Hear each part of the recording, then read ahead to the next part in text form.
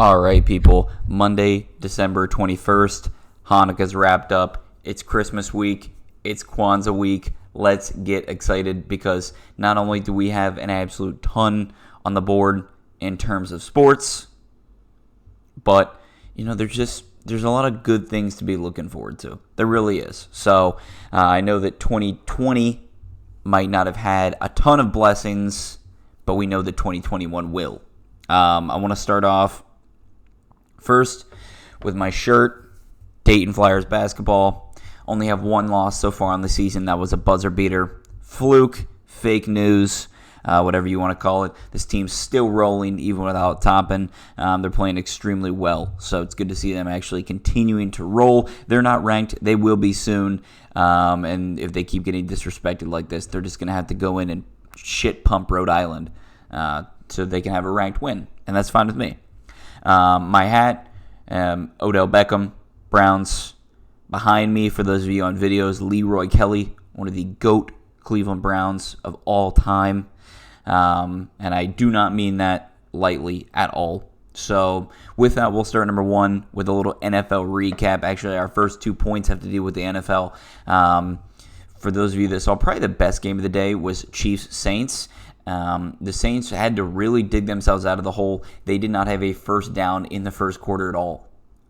2 punts, turnover, and they spotted the Chiefs 14 points essentially. Now, they only lost by 3, so that says a lot about their second half, the way that they played. But if a mix of two things here. If the Saints can't get to a good start against this caliber team, then they have no shot at a Super Bowl.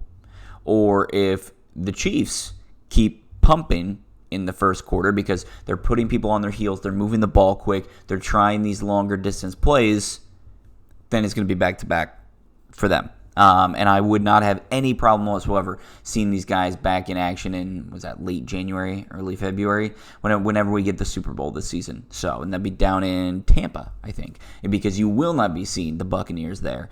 They won again this week, but, the fact that you had a double-digit deficit to the Falcons, come on. That's not every team is going to let you climb back from a 20-point deficit, Tom. It's just not going to happen. The Patriots are out. It is their first time, I think, it's at least over a decade of not making the playoffs. I don't have an exact number, but seeing as the first time that they won't make the playoffs in quite some time, now we're going to be left up to what are they doing with Cam Newton? It's a big question. I think they're going to go to the open market. I do not think that Sam Darnold is the right fit for them.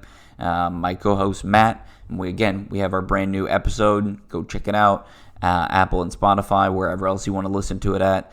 That in regards to Sam Darnold, he doesn't think he's going to go to the Patriots, but he does think that Gardner Minshew might be a good fit. Now, that would bring some swag back to New England. Definitely much needed in that town. But we'll see. Depends upon what they can do. Because that plan might work out perfectly because now, and actually I'm gonna just mold this right into number 2 here. Now that the Jags only have 1 win and the Jets got their first win yesterday in the dumbest decision of all time, they are out of the Trevor Lawrence debacle unless the Jaguars decide that they want to win a second game. And they can do that. They got 2 left. But I don't think they have any intention to whatsoever. So when Trevor Lawrence comes walking into Jacksonville with a better receiving core than the Jets, and an equally poor defense, though, they're just both disgusting. And plus, you get to live in Jacksonville. So much better than technically New Jersey, which is nuts. That when it comes to the Jets, not only are they now out of first place, but they have a very difficult decision to make because it is contract year for some of those 2017 draft guys. So Baker, Lamar, Darnold, and I think never mind. So when looking at those guys, we need to actually ask ourselves, all right, which ones are going to get long-term contracts? the Jets are not going to extend Darnold. I just don't think that's going to happen. I don't know what they're going to do, but that leaves him to go to a few different places. I've always been thinking he'd be great in Denver. I think he could do a lot of good there. But again, he's very serviceable. You know what you're getting with him. And it becomes a pay-to-play scenario, especially if Trevor Lawrence goes to Jacksonville. Those are the first two. Number 3, college football playoffs made their decision. Alabama, Clemson, Ohio State, Notre Dame. We get to see a rematch. Well, we've seen both these teams face off multiple times. The last time we saw Alabama and Notre Dame didn't go so well for the Fighting Irish, and Clemson has had Ohio State's number for 2 seasons in a row now, so they're looking to flip the script. The Big Ten continues to change its rules so that they can make sure that they make more money. And you know what? If I'm a businessman, I love it. If I'm a Clemson fan, I hate it, because they're essentially saying, hey, we no longer are following the CDC rules for a 21-day, non-playing. It's only going to be 17, which makes them eligible the day before they were to play Clemson. So, and with them at full strength, who knows? They did not look even near good at all with 22 players out. But of course, if you're a college team, you have 22 players out. That's, an X percentage. That's a very large percentage of your starting roster. It's not going to be easy, but they clawed out. They got the win. Northwestern is a great team. Without that one loss to Michigan State, you'd be seeing them in a much, much better bowl game than they're going to be. And speaking of bowl games, we're going to roll that. Well, again, I want to highlight some things here before we go on about the college football playoff, because, of course, we're going to talk about this a little bit in our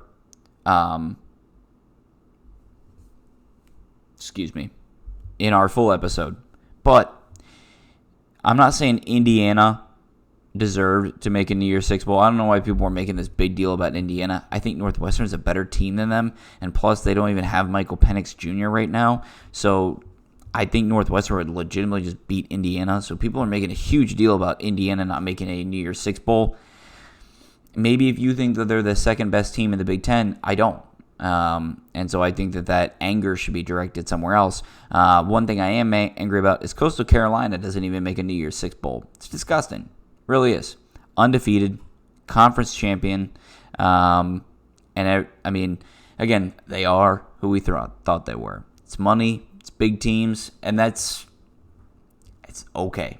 It's going to be very tough for some of these, smaller UCF, Cincinnati, Coastal Carolina. Unless we introduce the topic of relegation, which fascinates me and I love it, that it'd be just perfect storm for some of these teams. Because I promise you that if you would have put Cincinnati in the Big Ten West, their only competition would have been Northwestern. Only competition. That's it. They would have absolutely smoked the shit out of everybody in there. Purdue, Iowa, doesn't matter whatsoever. Maryland's in the East, so that doesn't matter. Where am I at? I have some screenshots here. Let's see. I had the receipts, folks, and I don't think I do anymore, which is devastating because I actually had some facts to go along with these rants, and now I just sound like a lunatic. But for those of you that know me, know that I already am one of those lunatics, by far. So, okay, we are moving on to number 4, Rudy Gobert. Rudy Gobert is the first center in NBA history to reach the $200 million mark in a contract. It's 5 years, $205 million. This tells us a couple things. You're incredibly good centers. So let's take Anthony Davis, for example. Or then they're not counted as a center, like Giannis. This is the problem with positionless basketball, is that Rudy Gobert can now say that he's the first center, but if it came down to it, Giannis would be a much better center than him, simply because of his offensive capability. Rudy Gobert is a better defensive player, and he has been. That's the reason why he continues to win and be in the top 3 Defensive Player of the Year award for year in, year out. It's all you need to know, is that he keeps putting up monster numbers. While he does reach that 5.205 mark, it's just kind of like somebody hitting the 4-minute mile. Once it's been done once, it's going to happen all the time now. The only reason why they wouldn't is because if you take players like Anthony Davis, it's because they're signing 1- and 2-year contracts. But if he wanted to pony up to the bar and say, hey, Los Angeles, I'd like 5.225, the check would have already been written before he finished the sentence. So huge news for the big man. I'm sure Shaq wishes he played in today's NBA because he would be the first one to make $300 million in a contract because he is one of the greatest. All right, number 5, things to look forward to today. Bowl game number 1. Bowl game number 1. The Myrtle Beach Bowl, baby. Appalachian State, North Texas, as always, 2 heated rivals. I'm just kidding. But it's good to see the bowl season is already here. For some guys, it's a very quick turnaround. If they had to play in a conference championship, if they did, then they're most likely not even going to be anywhere near here, even if they're in the group of 5. You might see some of the group of 5 conference championship losers, like who Coastal blew out, who Cincinnati blew out, no-name teams, that when you look back at it, that they might have only had 6-7 days, but that's what happens. That's what happens. Let's see. Men's basketball, you've got both number 1 and 2 seeds, Baylor and Gonzaga. They're taking the court tonight. Unfortunately, not against each other. We won't be seeing that this season unless the numbers change, the rankings change, and there's a new number 1 or new number 2. But we don't plan on seeing those 2 teams face off, at least in the regular season. So keep an eye out for some great college football games. Of course, both those teams are favored by, I think it's 38.5 and 40.5 respectively. So keep an eye out, especially if you're gambling. 40.5 is a lot of points, people. Even if it's, I think it's Northwestern State against Gonzaga. Not like they're any good whatsoever, but, I mean, come on.